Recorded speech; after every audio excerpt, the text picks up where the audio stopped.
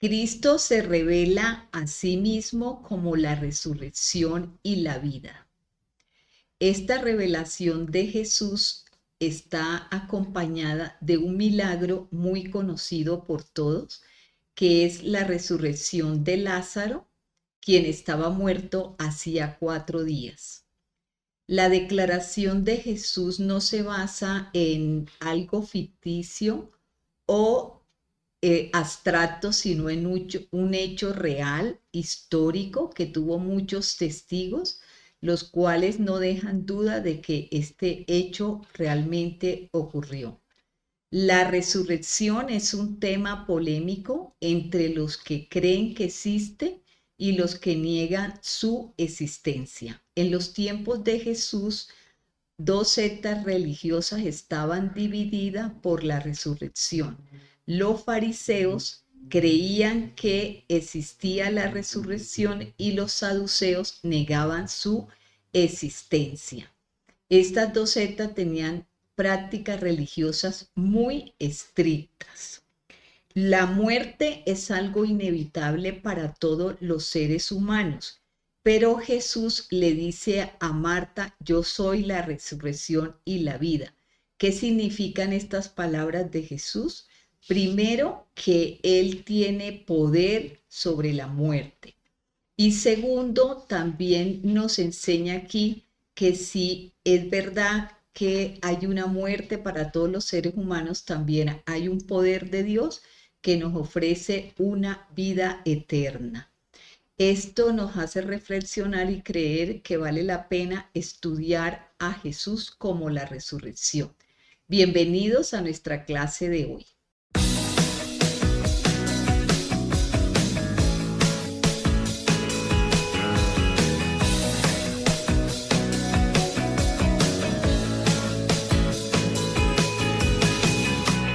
Muerto en pecado y maldad, sin Dios, sin esperanza, viviendo en rebelión. La luz de tu evangelio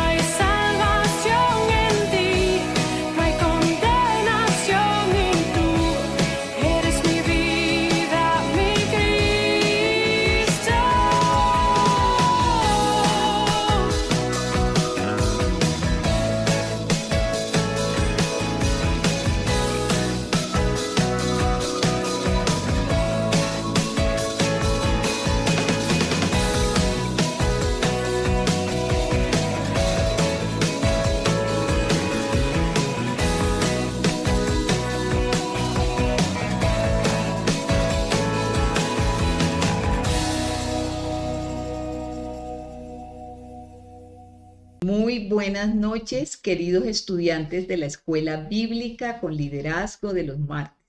Les doy la bienvenida a nuestra clase de hoy que se titula Yo soy la resurrección. Antes de iniciar, vamos a orar para colocar este tiempo en las manos del Señor. Les invito para que inclinen su rostro y oremos juntos. Amado Señor, queremos darte gracias por nuestra Escuela Bíblica con Liderazgo. Este instituto bíblico ha sido de gran edificación para cada uno de los estudiantes. Te pedimos hoy la sabiduría de tu Santo Espíritu que esté sobre cada uno de nosotros, que seas tú, Señor, guiando esta enseñanza y dándonos un corazón sensible para poner en obra lo que vamos a aprender en esta clase. Te pido la bendición sobre cada uno de los estudiantes que han sido fieles y han permanecido en esta escuela. Y oramos por los que no han vuelto para que tú toques su corazón y ellos decidan, Señor, nuevamente conectarse los martes para recibir estas enseñanzas tan bonitas que se trata de conocer a tu Hijo Jesucristo. En el nombre de Jesús quedamos en tu hermosa presencia. Amén y amén. Bien, les decía que nuestra clase de hoy se llama Yo soy la resurrección. En Juan 11:25 Jesús dice lo siguiente: Yo soy la resurrección y la vida. El que cree en mí, aunque esté muerto, vivirá. El versículo 11 de Juan es el contexto de este versículo y habla acerca de la resurrección de Lázaro. Este milagro es el último de los 7 milagros que Juan recoge en su evangelio. Y por este milagro, las autoridades judías decidieron que Jesús debía morir. Eso lo encontramos en Juan 11, del 47 al 53. Entonces leemos en la palabra del Señor este texto que nos dice: Entonces los principales sacerdotes y los fariseos reunieron el concilio y dijeron: ¿Qué haremos? Pues este hombre hace muchas señales. Si lo dejamos así, todos creerán en él. Y vendrán los romanos y destruirán nuestro lugar santo y nuestra nación. Entonces, Caifás, uno de ellos, como sacerdote aquel año, les dijo: Vosotros no sabéis nada ni os dais cuenta de que nos conviene que un hombre muera por el pueblo y no que toda la nación perezca. Esto no lo dijo por sí mismo, sino que como era el sumo sacerdote aquel año, profetizó que Jesús había de morir por la nación. Y uno solamente por la nación, sino para congregar en uno a los hijos de Dios que estaban dispersos. Así que desde aquel día acordaron matarlo. En este texto encontramos que a partir de esta señal, que fue la resurrección de Lázaro, las autoridades civiles, las autoridades judías acordaron que Jesús debía morir. Y sin darse cuenta, Caifás estaba profetizando algo que había dicho la Escritura en el Antiguo Testamento, y era que Jesús debía morir, no solamente por la nación judía, sino por todos aquellos hijos de Dios dispersos en todas las naciones. Vemos que Caifás, el sumo sacerdote, estaba profiriendo una palabra que ya había sido profetizada.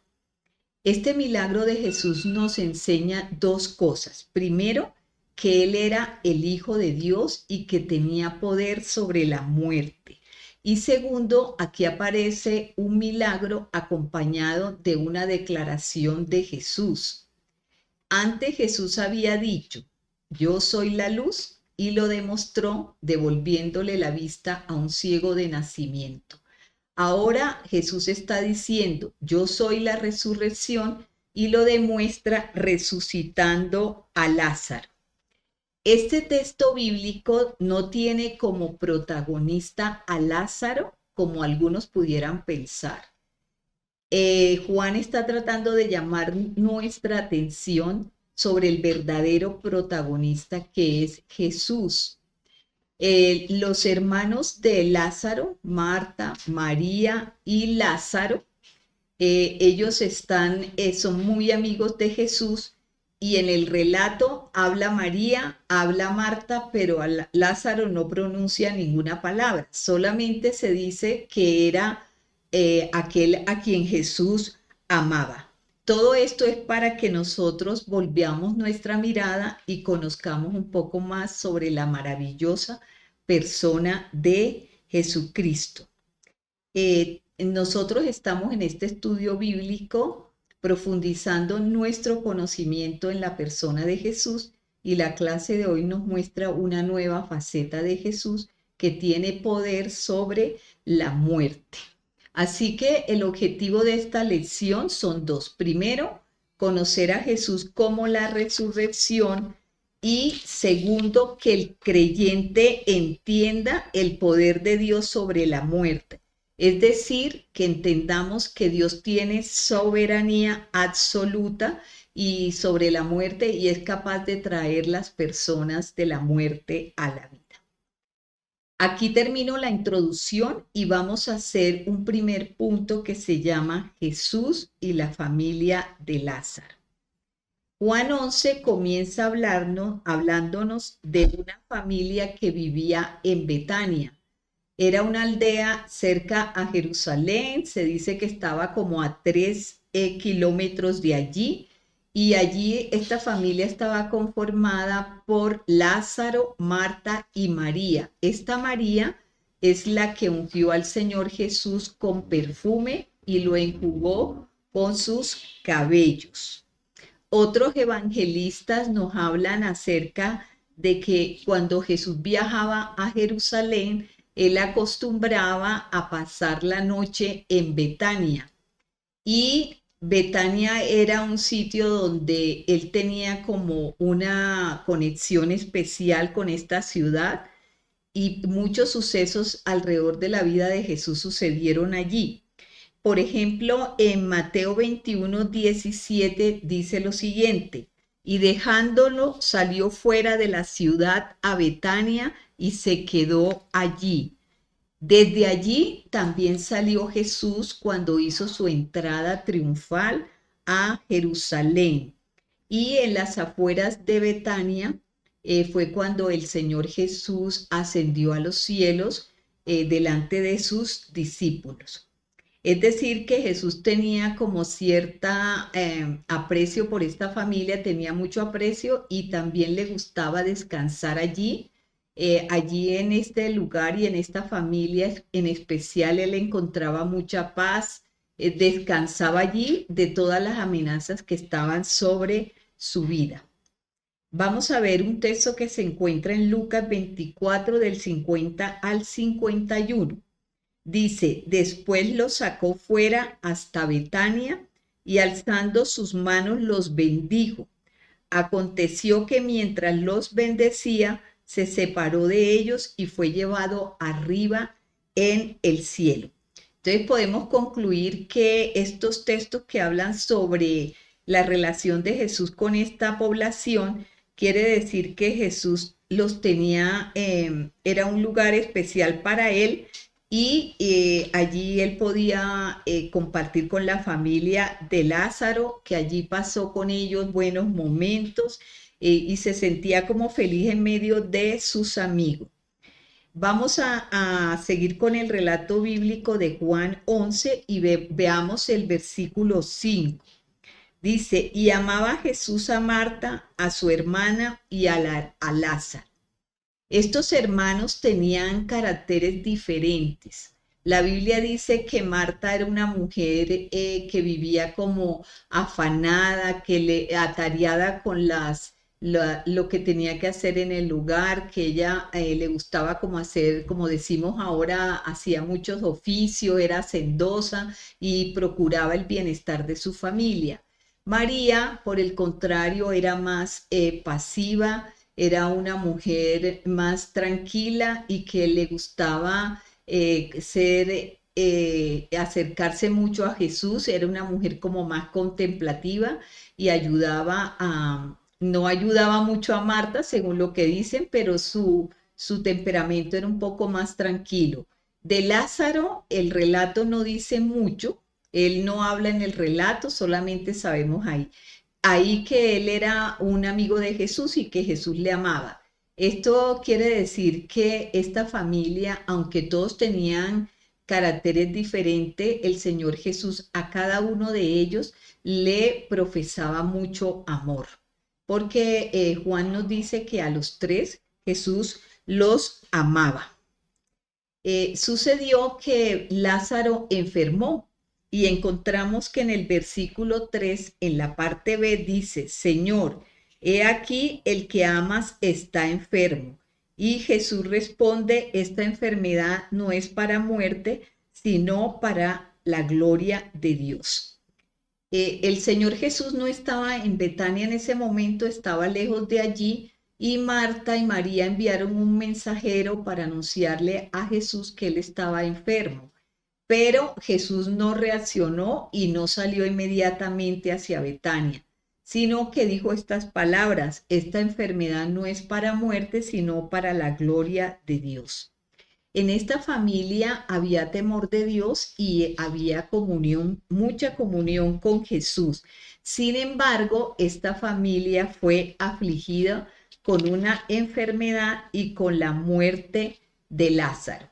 Esto nos lleva a reflexionar que muy a pesar de que seamos creyentes, también podemos sufrir enfermedades y podemos también enfrentar la muerte de algún familiar. Y la reflexión que nos queda es que la enfermedad no se puede interpretar como si fuera un castigo divino. Y los cristianos se enferman y mueren igual que los no creyentes. La enfermedad de Lázaro no tenía el propósito de su muerte final, digámoslo así. El Señor Jesús, desde que le avisaron que estaba enfermo, él ya sabía lo que iba a hacer. Él sabía que Lázaro no iba a morir y que Lázaro, el sepulcro, no lo iba a retener. Cuando él llega finalmente hasta Betania, encuentra a esta familia y a los amigos muy afligidos porque Lázaro ya había sido sepultado. Sin embargo, Jesús sabía en su corazón lo que iba a hacer, pero la gente que lo rodeaba no tenía ni idea qué era lo que él iba a hacer. Posiblemente pensaron que simplemente iba a llevar las condolencias a la familia. Y a veces sucede que en medio de las dificultades que tengamos nosotros en la vida, muchas veces no conocemos los propósitos de Dios. Y Dios puede estar obrando a nuestro favor, pero nos afligimos, nos entristecemos, nos angustiamos porque no conocemos los propósitos de Dios. En esta ocasión solo Jesús sabía lo que él iba a hacer con Lázaro. Entonces, aprendemos aquí en este relato bíblico varias cosas. Voy a mencionarles 4. Primero, que nosotros debemos dirigir nuestra mirada a Jesús. Mirar a Jesús y conocer más acerca de su maravillosa persona. Nos enseña también este texto bíblico que Jesús tenía señorío o soberanía sobre la muerte, que Él tiene poder para traer las personas de la muerte a la vida. Tercero, digamos que tiene capacidad o tiene poder sobre la muerte y de esta manera Él puede cumplir una promesa que nos hizo, que yo he venido para que tengan vida y la tengan en abundancia. Tercera cosa que aprendemos en este relato es que la resurrección de Lázaro tenía la intención de probar a los judíos que Él era el verdadero Hijo de Dios. Recordemos que este Evangelio de Juan tiene el propósito de demostrar que Jesús es el Hijo de Dios, el Mesías prometido. Así que los judíos que habían demandado de Jesús señales y le habían dicho, si tú eres el Cristo, dínoslo abiertamente, tenían aquí una señal para creer que Jesús era el verdadero Hijo de Dios. Y el otro propósito de este relato es que sus discípulos se prepararan y los judíos para la resurrección de Jesús. Es decir, la resurrección de Lázaro se presentó como un anticipo o un avance de la resurrección de Cristo. Para concluir esta primera parte, podemos decir que cuando Jesús declaró, yo soy la resurrección y la vida, nos confirma que Él es capaz de vencer la muerte, que Él es capaz de derrotar la muerte y que todos los que creemos en Él debemos tener la seguridad y la certeza de que Jesús tiene este poder y puede darnos esa vida que nos ha prometido. Resucitar a Lázaro no iba a ser un milagro que solamente se iba a quedar allí, sino que Jesús también estaba anticipándonos hacia el final de los tiempos la resurrección de todos los muertos creyentes. Aquí terminamos la primera parte y vamos a hacer un nuevo punto que se llama la resurrección de Cristo y nuestra resurrección. Para este punto vamos a ir a Primera de Corintios 15, primera carta de Pablo a los Corintios. Este texto bíblico es muy importante porque contiene los fundamentos de la doctrina de la resurrección. En la carta de Pablo a los Corintios, en la primera parte de esta carta, Pablo trata sobre cuestiones carnales. Recordemos que los corintios era una iglesia que había sido enriquecida con muchos dones, pero le llegaron noticias a Pablo de que ellos estaban siendo influenciados por su naturaleza carnal y por filosofías paganas. Y por eso Pablo en la primera parte trata sobre estos temas, porque entre ellos había discusiones, había divisiones, unos decían que yo soy de Apolo, otros decían que yo soy de Pablo, es decir, estos estaban dejando salir como esa naturaleza carnal. Por eso la primera parte de la epístola de Pablo trata sobre temas carnales. Pero después Pablo comienza a hablarnos de cuestiones espirituales. Por ejemplo, nos habla acerca de los dones como fruto del Espíritu Santo y resalta la importancia de saber que Dios nos ha dado dones para ser útiles ejercitando estos dones.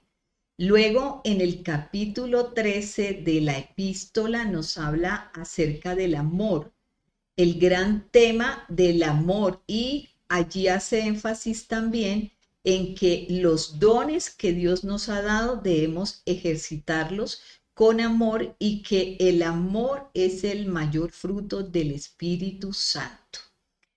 El tercer tema que trata Pablo en su epístola es la resurrección de Cristo y nuestra resurrección.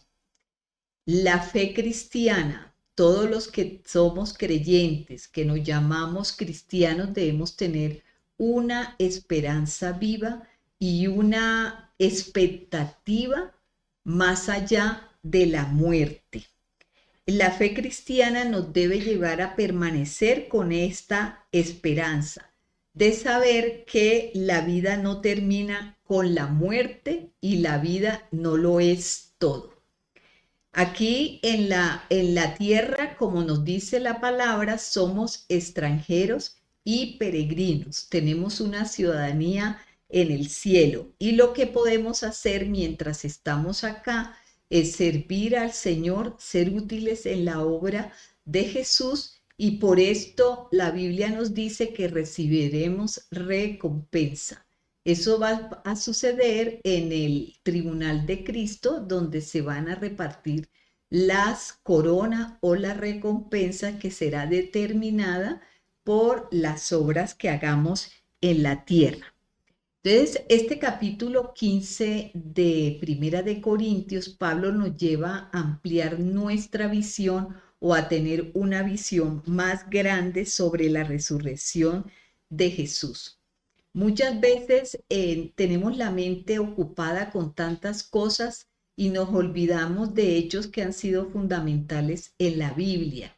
La resurrección de Jesús y su ascenso al cielo son eventos que a veces se nos olvida que sucedieron y resulta que estos dos eventos, lo que es la muerte, tres eventos, la muerte, la sepultura y la ascensión de Jesús al tiempo son los fundamentos del Evangelio y son los temas más cruciales que trata. Por eso este capítulo es muy importante, si todos podemos, los estudiantes leerlo en la casa, porque trata de temas trascendentales para la vida del creyente.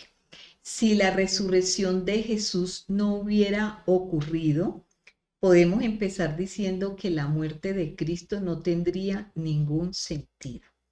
Les invito para que vayamos a Romanos 4:25. Nos dice aquí el apóstol Pablo, el cual fue entregado por nuestras transgresiones y resucitado para nuestra justificación. Con su muerte, lo que significa este texto cortico, pero que es muy profundo, es con su muerte, Cristo perdonó nuestros pecados. Pero en su resurrección nos abrió la puerta del cielo y nos hizo justicia. Entonces, pensemos un poco en la visión práctica. Por las escrituras sabemos que Jesús no desapareció. Su cuerpo fue puesto en una tumba, eso nos dice la Biblia. Y también nos dice que Él fue resucitado. Y la verdad, una gran verdad del cristianismo es que Jesucristo vive hoy. No nos quede duda de que todo esto sucedió, que Cristo murió, que fue puesto en una tumba y que Él resucitó.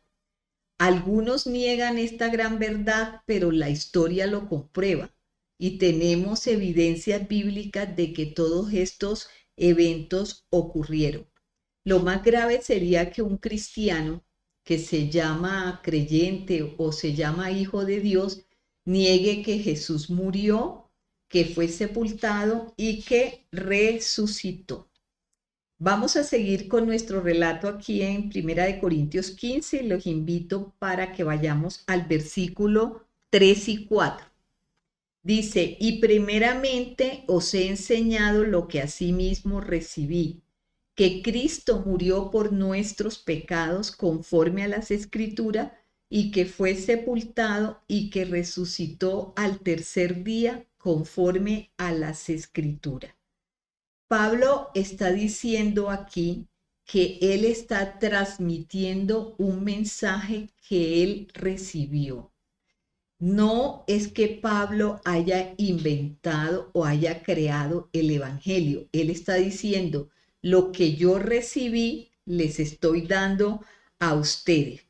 En los versículos siguientes, Pablo comienza a hablar de que los testigos que tuvo Jesús de su resurrección.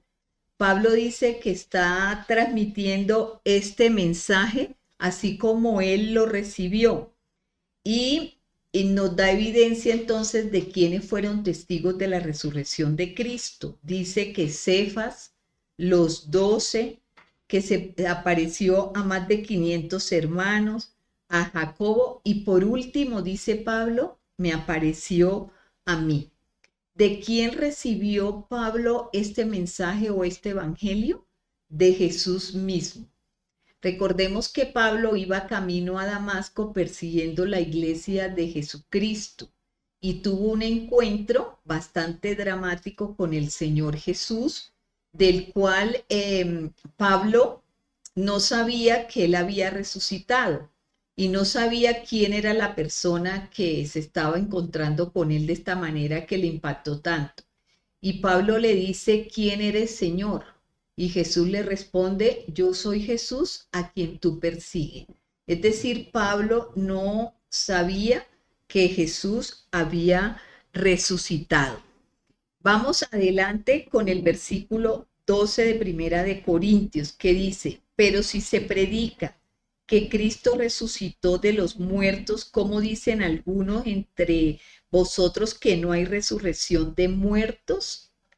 Ya Pablo está hablando directamente a los corintios sobre el tema de la resurrección y está preguntándose que si ellos predican a Cristo resucitado, ¿cómo es que algunos creen que no hay resurrección de muertos?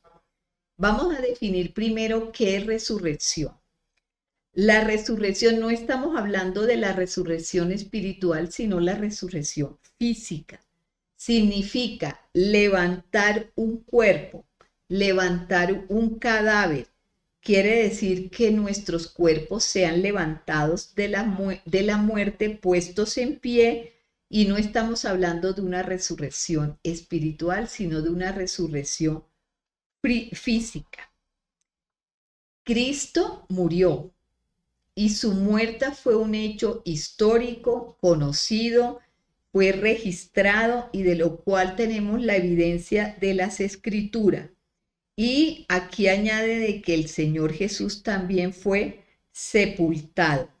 Este detalle de la sepultura significa que Cristo no desapareció. Encontramos que Nicodemos y José de Arimateo, dos personajes ricos de esa época que conocían a Jesús, que lo vieron crucificado y luego pidieron su cuerpo para ser sepultados, fueron testigos directos de que Jesús murió, que fue sepultado y después que resucitó. Esto que pasa con estos dos personajes que eran, ellos dos eran discípulos ocultos de Jesús y pusieron su cuerpo en una tumba. De esta manera se estaba cumpliendo una profecía que encontramos en Isaías, ya les digo, 53:19. Esta profecía dice, y se dispuso con los impíos su sepultura, mas con los ricos fue en su muerte, aunque nunca hizo maldad ni hubo engaño en su boca. Jesús resucitó al tercer día y la tumba quedó vacía. Esa es la prueba de que Él resucitó. De manera que tenemos aquí unos nuevos testigos que son Nicodemo y José de Arimatea de que estos eventos con Jesús sucedieron realmente. Vamos siguiendo aquí en 1 Corintios 15, vamos al versículo 12 al 14. Dice la palabra de Dios, pero si se predica que Cristo resucitó de los muertos, como dicen algunos entre vosotros que no hay resurrección de muertos, porque si no hay resurrección de muertos, tampoco Cristo resucitó, y si Cristo no resucitó, vana es nuestra predicación y vana es también nuestra fe. Jesús en otros pasajes había anunciado que Él resucitaría al tercer día para dar cumplimiento a lo que dicen las Escrituras. Esto nos muestra que hay credibilidad en todo lo que Jesús nos ha dicho y que esto es parte de su victoria. En Mateo 20:19 dice la palabra de Dios, y lo entregaron a los gentiles para que se burlen de él, lo azoten y lo crucifiquen, pero al tercer día resucitará. ¿Por qué Pablo le está diciendo esto a los corintios? Que ¿por qué si se predica que Cristo resucitó, ellos creen que no hay resurrección de muertos? Resulta que algunos corintios en esta iglesia estaban influenciados por la filosofía griegas, por los epicúreos que enseñaban que no había existencia después de la muerte. Había otra corriente filosófica que era el platonismo. Ellos creían en o predicaban la inmortalidad del alma, pero decían que el alma pasaba de un cuerpo a otro. Es lo que se conoce como la reencarnación. Y también los corintios estaban influenciados por el pensamiento de los saduceos, que negaban la resurrección. Y por eso Pablo tiene que hacer énfasis y explicarles y enseñarles que si Jesús resucitó de los muertos es porque hay resurrección y porque la resurrección existe. Ellos creían en Jesús resucitado. Ellos creían porque habían recibido el evangelio de Pablo, pero no creían que existiera resurrección de los muertos. O sea, no creían era en la resurrección general. Y por eso Pablo les insiste y les dice, si no hay resurrección, Jesucristo no resucitó y sigue muerto. Pablo y otros apóstoles que habían estado predicando a Jesús, entonces estaban haciendo una predicación falsa. Entonces, por eso él le llama la atención y dice, entonces, si Cristo no resucitó, sigue muerto y toda nuestra predicación ha sido en vano. Y también nuestra fe ha sido en vano. En el versículo 15, Pablo está diciendo otra gran verdad. Dice, si Cristo no resucitó, somos hallados falsos testigos de Dios. Si no hay resurrección, Jesús no resucitó y los apóstoles son mentirosos. Es decir, el hecho de negar que Cristo no resucitó es porque no hay resurrección. Y si Cristo resucitó es porque en realidad hay resurrección. Suena un poco como de trabalengua, pero eso es lo que Pablo les está diciendo a ellos en el versículo 15, porque seríamos entonces falsos testigos de Dios y los apóstoles que han predicado estas verdades serían mentirosos.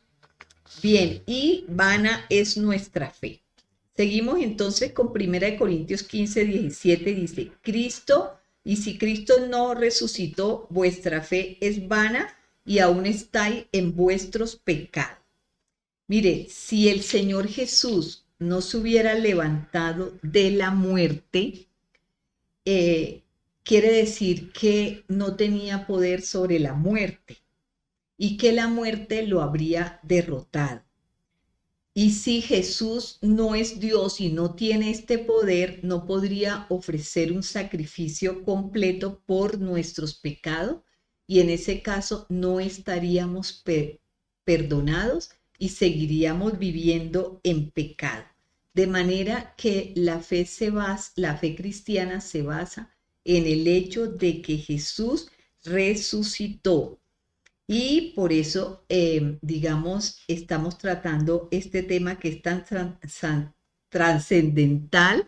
Si no hay resurrección, entonces toda nuestra vida cristiana no valdría la pena vivirla, no valdría la pena hacer sacrificio, esforzarnos por llevar una vida, podríamos decir una vida que agrade a Dios, que a veces quiere decir que nosotros tenemos que sacrificar muchas cosas.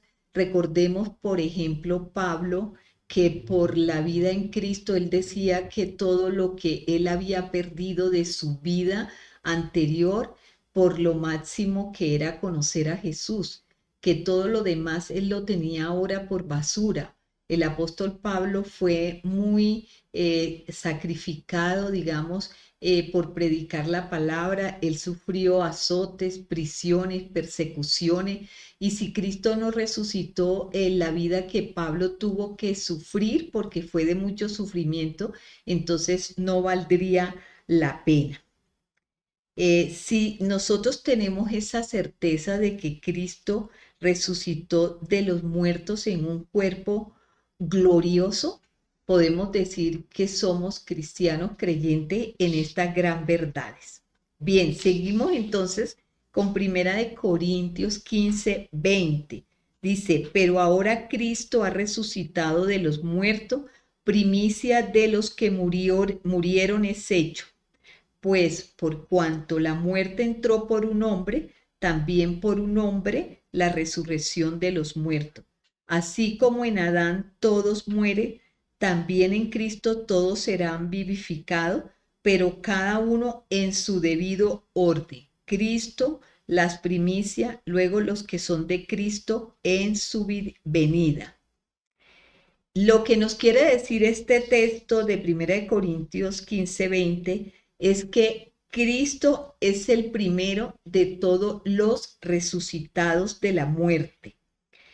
Todos deben ser resucitados, pero en cierto orden. Entonces, Cristo es el primero en ser resucitado y luego los demás todos los que le pertenecen cuando Él regrese. Entonces nos preguntamos en qué tiempo será la resurrección. En Primera de Tesalonicenses 4:16 y 17, Primera de Tesalonicenses 4, encontramos lo de la segunda venida del Señor Jesús y ahí encontramos que será el momento en que va a haber una resurrección.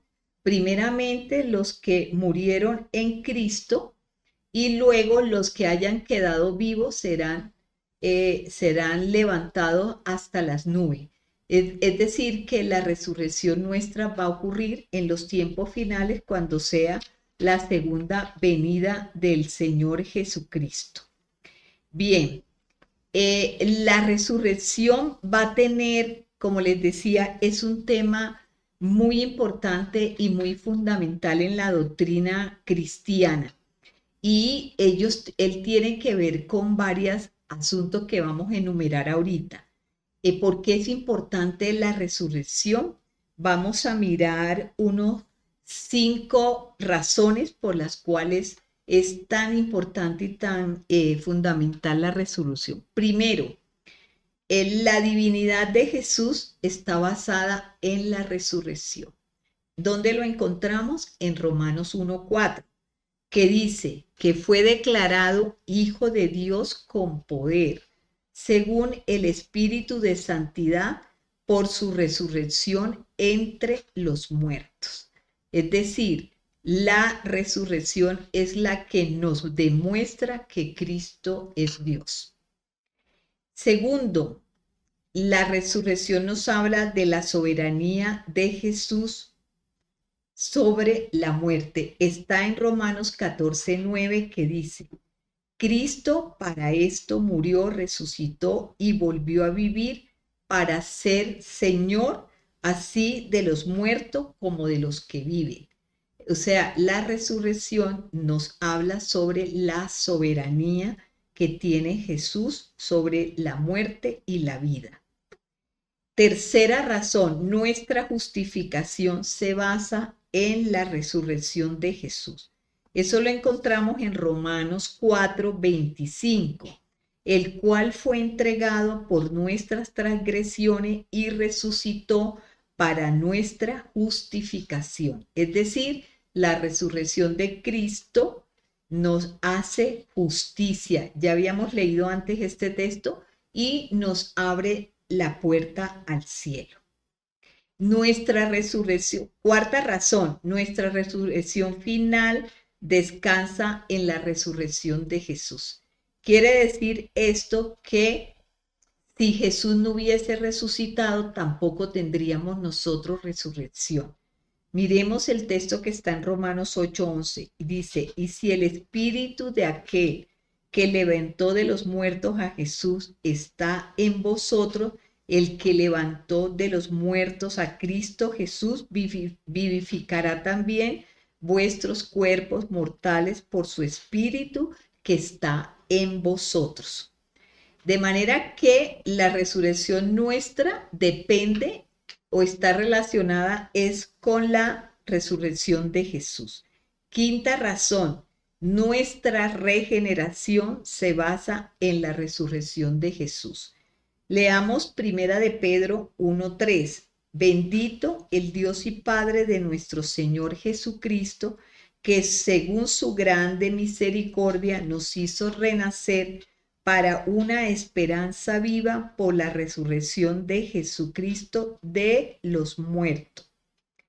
En otra versión de este mismo texto de Primera de Pedro 1:3 dice: bendito sea el Dios y Padre de nuestro Señor Jesucristo, quien nos tuvo gran compasión y nos hizo nacer de nuevo por la resurrección de Jesucristo.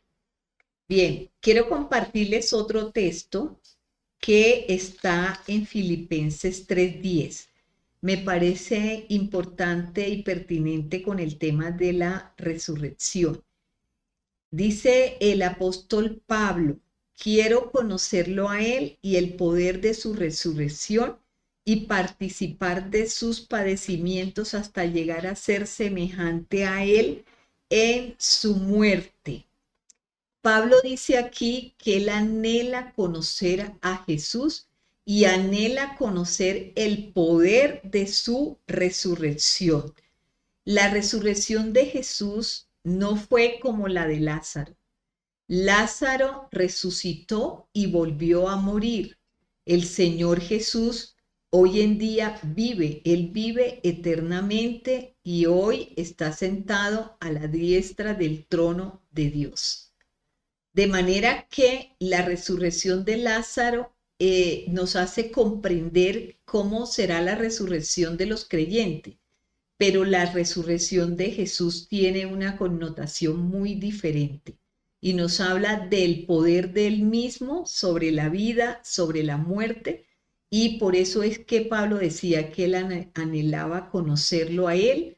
Y es algo que debe ser también nuestro interés, conocer cada día más a Jesús, razón por la cual estamos estudiando en nuestra escuela bíblica este tema de conociendo a Jesucristo.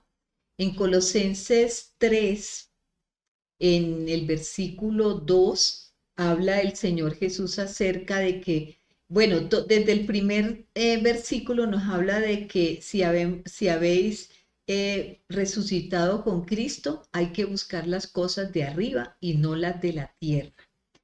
Y que debemos poner nuestra mirada en las cosas de arriba, donde está Cristo sentado a la diestra del trono de Dios. Y por último vamos a leer otro texto que está en Primera de Tesalonicenses 4, del 14 al 17. Dice: si creemos que Jesús murió y resucitó, así también traerá Dios con Jesús a los que durmieron en él. Por lo cual decimos esto en la palabra del Señor, que nosotros que vivimos, que habremos quedado hasta la venida del Señor, no precederemos a los que durmieron. El Señor mismo, con voz de mando, con voz de arcángel y con trompeta de Dios, descenderá del cielo. Entonces los muertos en Cristo resucitarán primero. Luego nosotros, los que vivimos, los que hayamos quedado, seremos arrebatados juntamente con ellos en las nubes para recibir al Señor en el aire, y así estaremos siempre con el Señor. Este texto del Tesalonicense nos está indicando cuándo será la resurrección o cómo será. Esto va a ocurrir, es un evento profético que va a ocurrir en la segunda venida del Señor Jesucristo.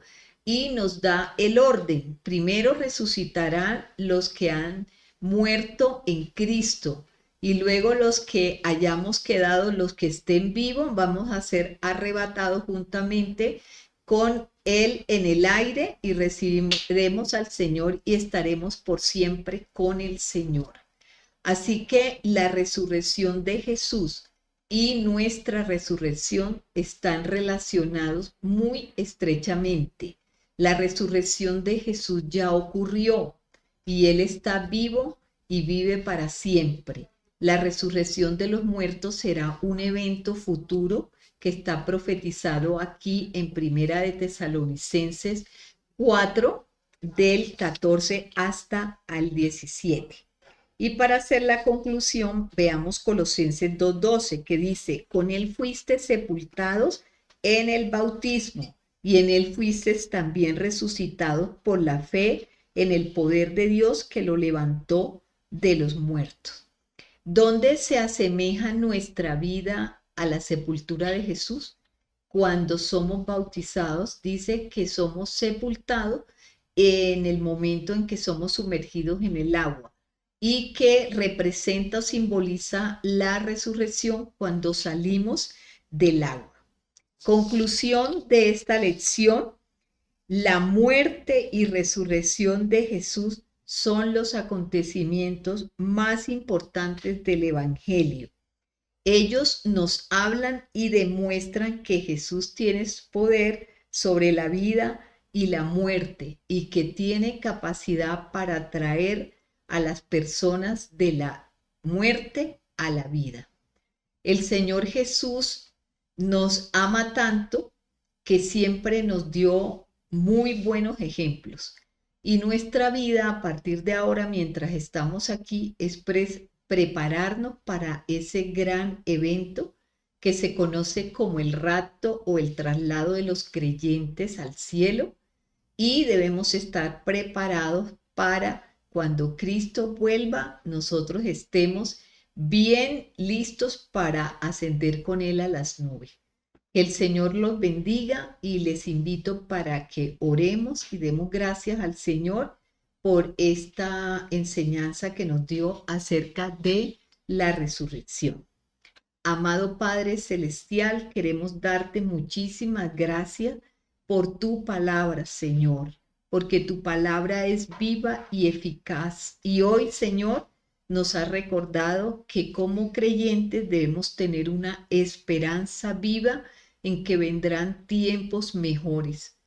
Que la vida, Señor, no termina con la muerte. Que la vida no es todo, que nos espera un futuro glorioso contigo. Señor, creemos en lo que tu palabra nos dice, que más allá de la muerte tenemos una vida eterna con Dios y que tú eres Jesús, la resurrección y la vida, y que tú tienes poder, Señor, para traernos de muerte a vida, que tuviste misericordia de nosotros cuando estábamos muertos en delitos y pecados. Y hablamos, Dios, que tú nos vivificarás, que tú nos darás nueva vida y que todo será hecho nuevo. Señor, creemos en tus promesas, creemos en que habrá un cielo nuevo y una tierra nueva donde habrá justicia, donde la muerte será vencida, donde tú derrotarás, Señor, la muerte y viviremos por siempre contigo. Tú lo has prometido y nosotros lo creemos. Gracias, Dios, porque vimos en la resurrección de Lázaro que tú tienes gran poder para traer nuevamente vida a un cuerpo muerto, Señor. Gracias, Dios, porque tu resurrección nos estaba anunciando que los que creemos en ti, Señor, seremos también resucitados un día y que toda nuestra fe, Señor, está fundamentada en este hecho que Cristo resucitó, que vive para siempre. Y nos complace, Señor, saber que tú nos darás una nueva vida y que tú has venido para traernos vida y vida en abundancia. Alabamos tu nombre, te bendecimos, te exaltamos, te damos toda la gloria y la honra a ti. Señor, que siempre, Señor, nuestra mirada esté puesta en ti, en nuestro Salvador, en nuestro Redentor, por el cual tenemos justicia, por el cual podemos entrar, Señor, al cielo y podemos ahora tener acceso al lugar santísimo con nuestro Padre eterno. Te damos muchas gracias, Señor, te bendecimos, te alabamos y te exaltamos en el precioso nombre de Cristo Jesús. Amén y amén.